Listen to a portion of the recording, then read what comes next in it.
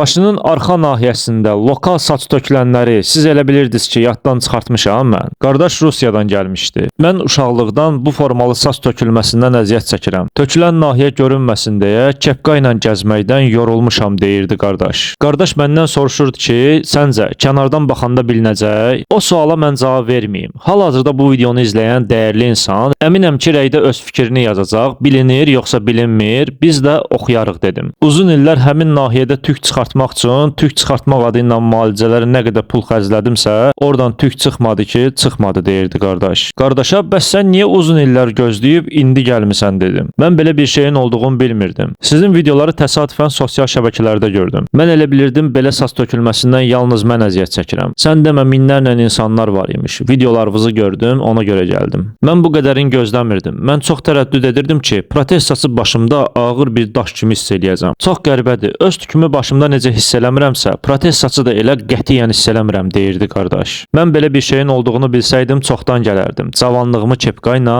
keçirtməzdim dedi.